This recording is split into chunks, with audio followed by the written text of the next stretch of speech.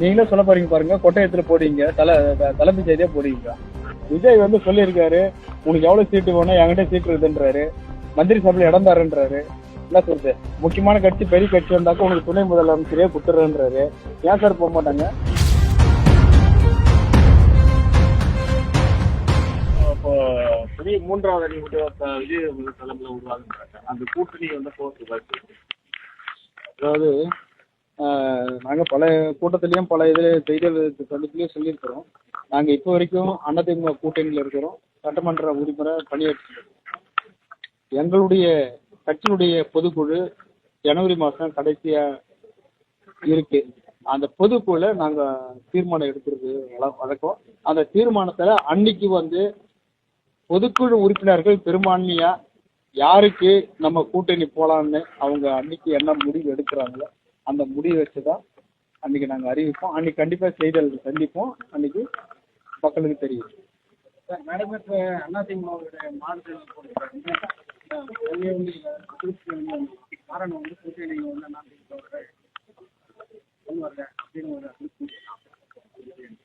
அது எனக்கு என்ன தெரியும், அது அதிமுக தான் கேட்டதுன்னு தெரியும். அதிமுக எங்களுக்கு என்ன சம்பந்தம்? கூட்டணிக்கும் இதுக்கு என்னதான் அவங்க, அதுவும் நீங்க அது மண்டபத்துல அவங்க மாவட்ட செயலர் கூட்டத்துல நான் எப்படி போக முடியும், நான் பார்க்க முடியும்? அது எப்படி எனக்கு தெரியும்? பொதுக்கூட்டம்னா கூட யாருன்னா சொல்லுவாங்க இது நடந்தது அது நடந்தது. அவங்க உள்ளாரங்கள் நடக்கிற கூட்டத்தெல்லாம் நம்ம எப்படி அதில் தலையிடணும்? அதிமுக கூட்டணி தொடர்ந்தா சீட் அதிகமாக கேட்கலாம். அதாவது நாங்க பொதுக்குழு முடிவுக்கு அப்புறம் யார் கூட கூட்டணி போகணும்னு நினைக்கிறோமோ அப்போ கண்டிப்பா நாங்க இன்னைக்கு வளர்ந்துருக்கிறதும் நாங்க இருக்கிற பலமா இருக்கிறதும் கண்டிப்பா 5 சீட்டுக்கு கம்மியாக நாங்க கேட்போம்.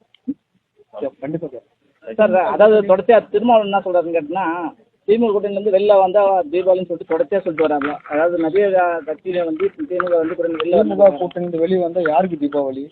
அவருக்கு தீபாவளியா? பிஜேபிக்கு தீபாவளி இல்ல யாருக்கு? அது நீங்க சொல்லலையே, திமுக கூட்டணி வெளியே வந்தா தீபாவளின்னு யாருக்கு? தீபாவளி எதுக்கு கொண்டாடுறாங்கன்றது தெரியுமா? தீபாவளிங்க தமிழனுக்கும் சம்பந்தமே இல்லை.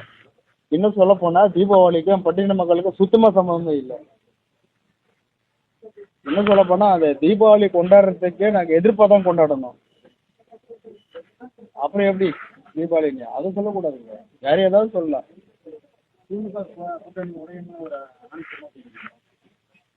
சார் இது சாதாரண நீங்க வந்து ஊடகத்தாருங்க, உங்களுக்கு தெரியாதெல்லாம் ஒன்றும் இல்லை. உங்களுக்கு நல்லா தெரியும் கூட்டணி உடையன்றது உங்களுக்கு நல்லா தெரியும். அப்புறம் நீங்க மறுபடியும் என்ன கேட்குறீங்களே? நீங்களே சொல்ல போறீங்க பாருங்க, கொட்டையத்துல போடுவீங்க, தலைமை செய்தியா போடுவீங்க. ஜனவரி மாசத்துல கூட்டணி உடையும் பாருங்க. சார் விஜய் வந்து சொல்லியிருக்காரு, உனக்கு எவ்வளவு சீட்டு வேணும், என்கிட்ட சீட்டு இருக்குன்றாரு, மந்திரி சபையில இடம் தரேன்றாரு. என்ன சொல்றது, முக்கியமான கட்சி பெரிய கட்சி வந்தாக்க உனக்கு துணை முதலமைச்சரே குத்துறன்றாரு. ஏன் சார் போக மாட்டாங்க சொல்லுங்க? போறாங்க பாருங்க.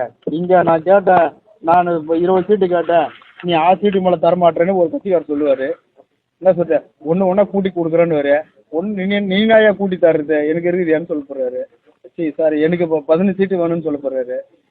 என்ன சொல்றது, அந்த மாதிரி இது கண்டிப்பா பாருங்க. சீட்டு பத்தாமல் ஒவ்வொரு கட்சியும் இன்னைக்கு திமுக கூட்டணியில் இருக்கிற அத்தனை கட்சியுமே எனக்கு கூடுதலா சீட்டு தரணும் இந்த முறைன்னு சொல்றாங்க.